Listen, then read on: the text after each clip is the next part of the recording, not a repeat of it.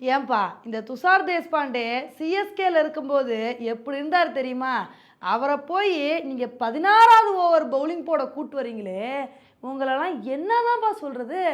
இப்படி தாங்க ராஜஸ்தானை பார்த்து எல்லாருமே விமர்சனம் பண்ணிட்டு வந்துட்டு இருக்காங்க. நேற்று மேட்ச்சில் என்ன ஆச்சு அப்படின்னா, கேகேஆர் ரொம்ப அசால்ட்டாக ராஜஸ்தானை வந்து வின் பண்ணிட்டாங்க. இதில் ராஜஸ்தான் என்ன தெரியுமா தப்பு பண்ணியிருந்தாங்க? ஃபஸ்ட்டே துஷார் தேஷ்பாண்டேக்கு ஓவர் கொடுக்காம 16வது ஓவர் தாங்க வந்து அவருக்கு பவுலிங் போடவே வந்து கொடுத்தாங்க. இப்போ இதுக்கு தான் எல்லாரும் என்ன சொல்லிட்டு வந்துட்டு இருக்காங்கன்னா, சிஎஸ்கேல இருக்கும்போது துஷார் தேஷ்பாண்டேவோட பவுலிங் பர்ஃபார்மன்ஸ் எப்படி இருக்கும் தெரியுமா?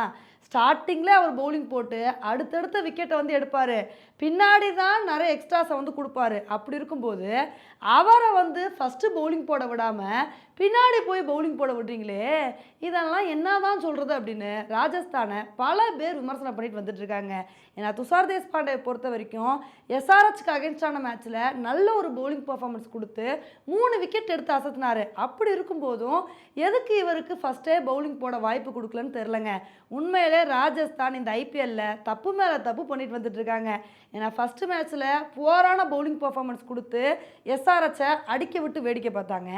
செகண்ட் மேட்ச்லேயே நல்ல ஒரு பெர்ஃபார்மன்ஸை கொடுப்பாங்கன்னு பார்த்தா பேட்டிங்லையும் பயங்கரமாக சொதப்பிட்டாங்க. ரியான் பராக் கொஞ்சமாவது அவரோட கேப்டன்சியை வந்து இம்ப்ரூவ் பண்ணணும். நல்ல ஒரு கேப்டன்சி பண்ணி டீமை நல்ல நிலைமைக்கு கொண்டு போனால் தான் இனிமேல் வரப்போகிற மேட்ச்லேயாவது நல்ல பெர்ஃபார்மன்ஸை கொடுக்க முடியும். இதே மாதிரி ராஜஸ்தான் தப்பு மேலே தப்பு பண்ணிட்டு இருந்தாங்கன்னு வச்சுக்கோங்களேன், அதுக்கப்புறம் இந்த ஐபிஎல்லில் ராஜஸ்தானோட நிலைமை ரொம்ப கஷ்டமாக போயிருங்க.